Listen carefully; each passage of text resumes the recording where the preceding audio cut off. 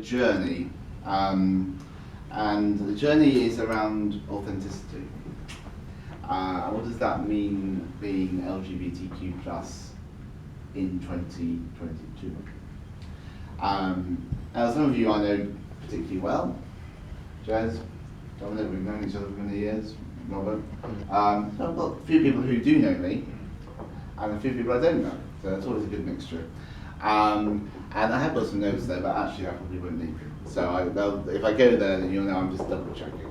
But I was thinking on this particular journey, how do I explain where I've got to at the moment? Because as some of you will know, I suppose my sort of one particularly well-known stat about me is being the first openly HIV positive parliamentary candidate to stand as a UK general election in 2015. And though that may be what I may be known for, actually it's the bit that actually is the most important bit. Because I think for me there have been sort of three bits of the journey that I've sort of gone through. One being an activist, which is actually probably the bit that I prefer. Two, being a politician, which has its pros and cons.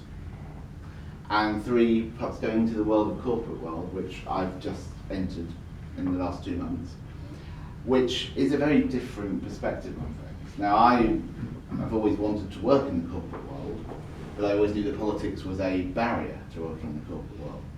And it's funny how those barriers turn into opportunities during the course of time. So for me, when I first got into politics, and this is when we go back to sort of, I came to London in 2001, so October 2021 was my 20th anniversary in London. And I think, well, how have I graduated from that very naive, probably rather shy, rather uncomfortable gay person, to someone who is quite happy to speak in public, or to go on demonstrations, or to read motions at conference, or to speak in Trafalgar Square in front of 27,000 people. Now, people are a delightful collection of 7, 8 tonight, so you aren't really too worrying me on that front. However, I'm sure there might be some questions from certain people at the back that might be more provocative later on in the evening. But I think for me, the journey of that activist to the politician to the corporate world all encompasses one particular theme, and that is being inclusive and diverse, and bringing those things to the different roles we do in life, whether that's in politics, whether that's at work, or actually whether it's all my other roles that I have, which I don't necessarily talk about so much, but in sports, part of the LGBT plus sports media group, sort of a social media person for Soho FC, and that's how I know Jez Aldi and the team so well. Being involved in other sports groups, and sports is actually my passion, but I'm not great at sport. That's the problem. So though I do powerlift and I do play golf and I play football very badly, as Jez will comment on, the sporting world is where there is still a massive barrier for being open LGBTQ plus people. And we can only see that by the fact that Justin Fashanu, whose birthday was on Saturday, it's the same day as my mother's birthday, so it's a very poignant day for me. It's still the only openly out gay professional footballer at the highest level in the UK. We now have this Justin Cavalier, who's come out in Australia, which is great, but it just shows that there is still that barriers to being open and honest about who you are and authentically out there in all those different professions. And I've sort of discovered that for me, perhaps I like breaking barriers. That's possibly could be taken as a double entendre in different senses, to say the least. In the sense that, you know, where there's something you can't do, I will be able to prove that you can do it. So whether that's an activist, when I started off I always remember my ex-partner Mark introducing me to the Lib Dems, not because he was a Lib Dem, in fact, it was actually quite bizarre. He just said, you need to find something else to do other than having sex. So that was literally his wording of it. So he said, I think you could deliver some local focuses for the local Lib Dem councillors, to which he knew and actually quite liked, but he was actually a very staunch Labour Labour supporter. But he said to me, get involved, and I thought nothing of it. I thought it was just a bit of a newspaper round, perhaps deliver a few focuses, get involved. Didn't have any political ideas whatsoever. And that was very much how I think things have happened to me, where they've happened for a reason, but they've just happened because of fate's happened to have thrown me onto those different courses of life. So obviously starting out with the Lib Dems when I joined in 2006, I was very much a newbie. I wasn't really into politics at that point, in the sense that though I did a political degree, which everyone says, you did European politics, that was all about the EU and French, German, Italian, Spanish politics. That really wasn't about British politics in the slightest. And therefore, when I was at university in Canterbury, I didn't join political societies, I didn't get involved in debating stuff. It just wasn't something that was on my radar at all. So when I then joined the Lib Dems in 2006, I then thought, what do I do? What do I get involved in? And as with, if you're quite good at doing meetings and quite like meetings, which I have to say I have a bit of a habit of liking, you then become a membership secretary or secretary, and you do the minutes and all those kind of things. And you eventually get to find who are the key people that you ought to get in touch with or work out. Where are those key standing points that you think, okay, that's the next thing I ought to do. And obviously in 2010, and I'm sure you all remember well, we had something called a coalition government, which might be better now than what we currently have.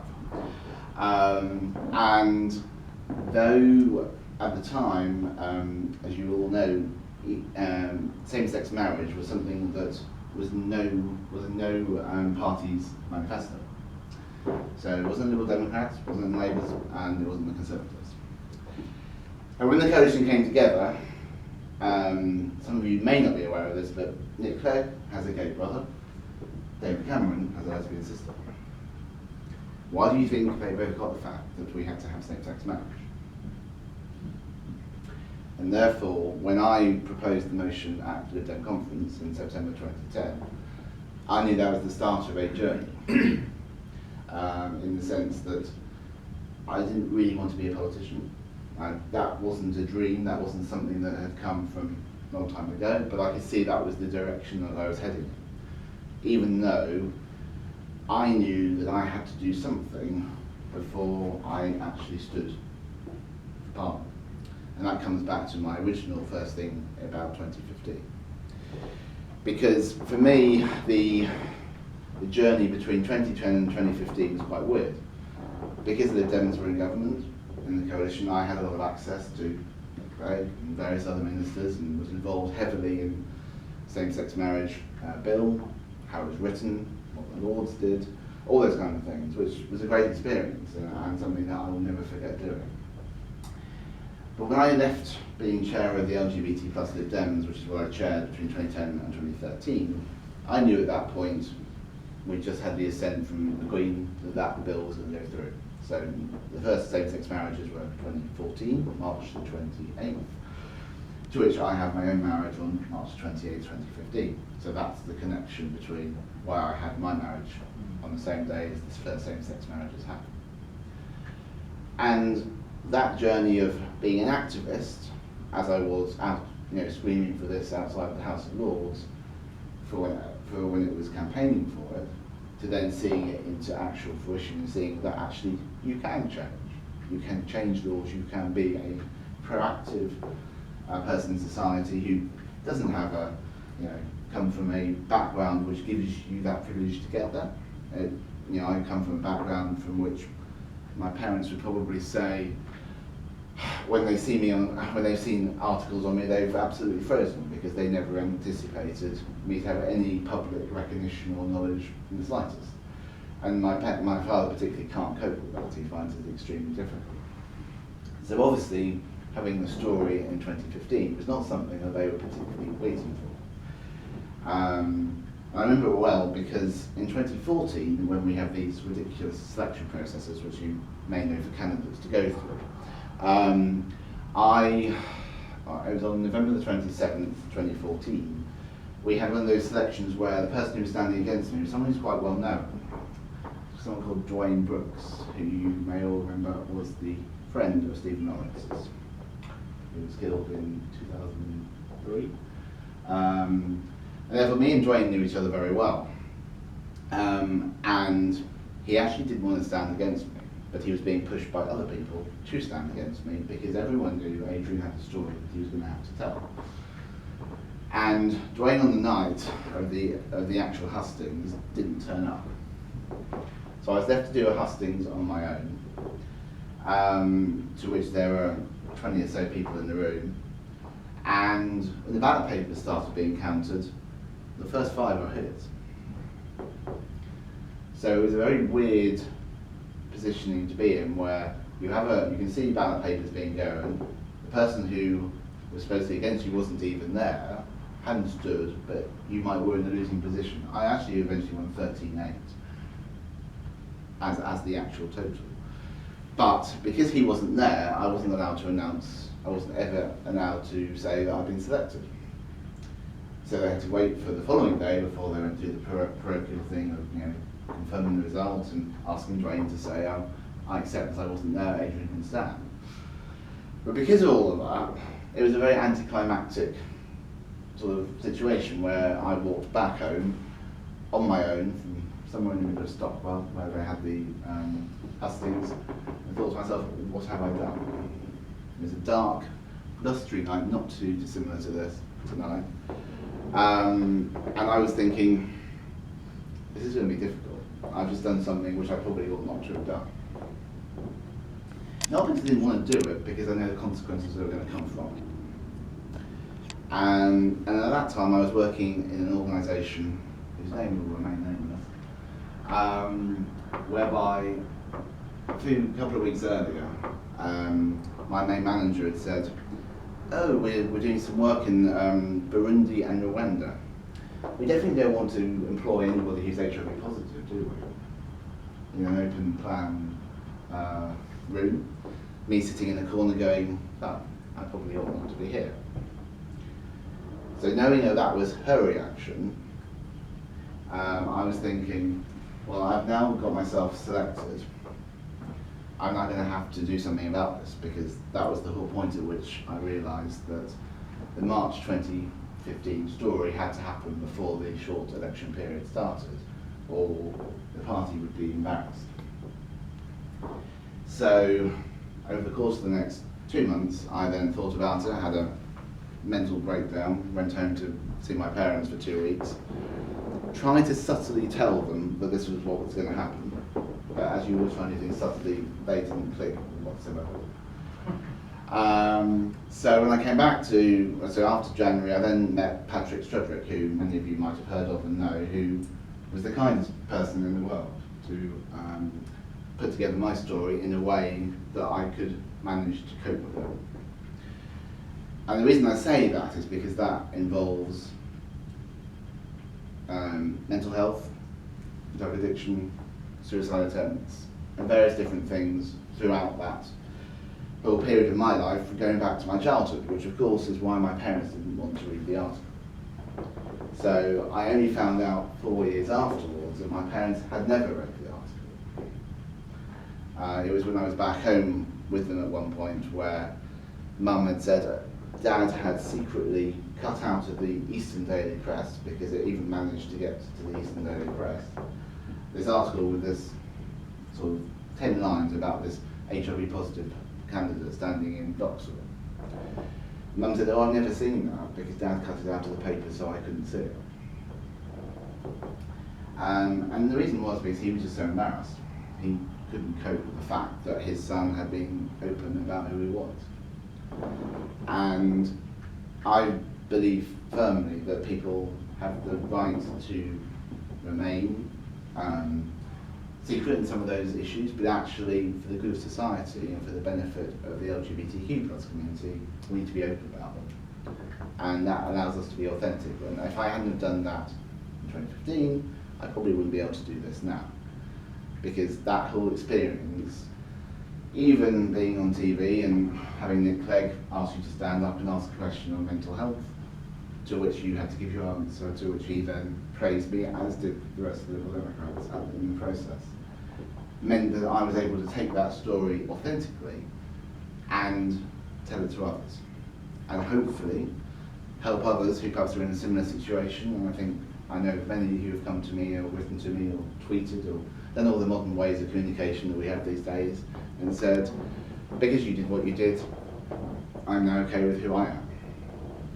And I think that's really critical for our community to be able to do that and to have the sort of understanding and sort of community support to make that possible. What worries me, and this comes on to where we are now, the reason why I've gone into the workplace, because I think it's the same situation, and the same situation applies to sport. It's just another area of our lives that is still not fully open. And in my new workplace, which is a real challenge to say the least, I've worked for the last 5 years with ENEI, which is the Employers Network for Equality and Inclusion, focusing on working with global companies on their inclusion and diversity strategies. But the delight with that was that I was doing it at an arm's length, so I was advising them. This time I'm doing it for the company that I'm working for, which is Anglo American and De Beers Group. Now, some of you might have heard of De Beers for diamonds. So they are probably the two biggest gold and diamond resourcing companies in the world. But if I said to you, have you ever heard of a mining company that has a leading LGBTQ figure in? I think you probably won't be able to give you one, because I can't find one. I've done enough research to try and find to see if there is some activism in the mining world, and it's very little. So, as I said before, I like a challenge, whether it's politics, now it's in the workplace. Basically my role is to lead their global employee resourcing groups across the world in having active networks with colleagues. So the Real You, which is the LGBTQ+ network, which I've just become co-chair of literally last week, which is my first sort of volunteer role within the organisation along with my actual day job. So I'm Inclusion and Diversity Advisor for the whole company, but I'm now also co-chair of the Real You group, is to then change that sort of ideas around mining and around that kind of particular sector, which doesn't have the visible LGBTQ+ inclusion and doesn't have the data, doesn't have the information, and probably doesn't have the knowledge around the world. Now obviously we're in this hopefully post-pandemic period, but I say that with a fingers crossed that things might change when we go back to travelling and meeting, and because it's global, I've got South Africa, Australia, Brazil, Chile, Peru, Singapore, various other countries to hopefully go and visit in due course. But that whole understanding of having people in the workplace is one thing. People in mining and the sort of different cultures and different societies, for me to then express from an LGBTQ perspective, it's going to be very, very difficult because the knowledge is just not there. So that's quite a challenge, and as I've also come out as non-binary over the course of the last year, which has added a slight complication, so still definitely gay, that hasn't changed whatsoever. But the non-binary does mean that it's something that I'm still working through. It's something that it's not that I don't feel, I feel I have two parts of me. I can have some very masculine things, I love football for starters, but then I shouldn't be not love football just because I might have a feminine side to me as well. And that's where the non-binary status has come about, which has been something that I probably thought about for 25, 30 odd years, but not had a word for it. And probably if I'd known about being trans when I was 10, 11, and 12, there's probably a possibility that I probably would be a trans woman today and not who I am. But that's probably not, I don't feel that I can do that at this point in time. That's not right. So that's where the non-binary fit has become a more easily comfortable fitting to it. But saying that, we're at a difficult period actually for LGBTQ+ rights, and I'll finish on this point, because As you may have seen with some of the articles that we've seen about the EHRC over the last couple of weeks, we have a chair of an EHRC who I happen to know very well, because she happens to be a former, and I stress very clearly, a former Liberal Democrat peer called Kishore Falconer, who left our party because she didn't agree with trans rights. She's in charge of the EHRC at the moment, and it's very sad to see the fact that she is desperately trying to change what we've had in place in our Gender Recognition Act and our Equality Act that we've had work perfectly well for 10, 15 years, into perhaps trying to bend towards the gender critical women, people out there who believe that somehow all trans people are a danger to others, which is absolutely not the case, but that is the influence that they are thinking. So at the moment we have a lot on, in the sense that Ben Hunt, who some of you may or may not have heard of, who used to be at the BBC, and actually left the BBC because of some of the difficulties in reporting on trans issues. I only know this because I haven't been involved in some conversations around there. And around how some of the BBC execs have very, very gender critical views, which is why you don't get a balance in the BBC any longer. And it's one of the reasons why I have, at virtually at the point of not watching the BBC any longer. Because there are individuals, both in here and in Scotland as well, who are part of the LGBT Alliance, which I'm sure some of you will have heard of in the room, who are wanting to change those very straightforward acts that have worked perfectly well for 10, 15 years. So, as I think Ben Hunt says in today's tweet on his media message, this is section 28 all over again, but for trans people. And we can't have that happen. Our community has always been connected, whether it's the LGB or the LGBTQ plus bit. We go back to the Stonewall rights in '69. We know the trans women were a key part of changing those rights and supporting the gay men, the gay and bisexual men of that community at the time. So it's something that we've all got to really think really carefully on and support those of us who are probably banning in barricades and putting ourselves up above the parapet, which we know, and I've had 2 or 3 pile-on Twitters effects which are not pleasant. But actually there are some of us who are doing that. So Steve Wardlaw, some of you might have heard of or might know, who's particularly leading that charge. And we all need to be there in terms of supporting the LGBT community and making sure we don't go backwards in any shape or form. I prefer that we went a bit more further forwards and allow gender identity. It would be nice to see non-binary people actually recognised in the law, because actually at the moment there isn't not a clear part of the Equality Act that actually says non-binary.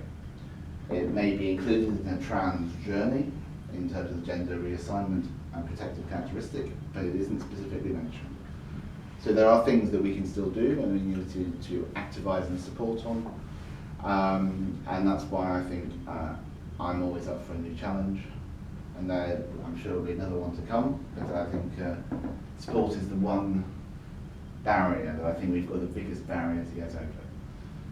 And even though we have great things, Soho FC and lots of LGBTQ plus sports teams, and we've got golf, tennis, rugby, all sorts of different sports who are having those.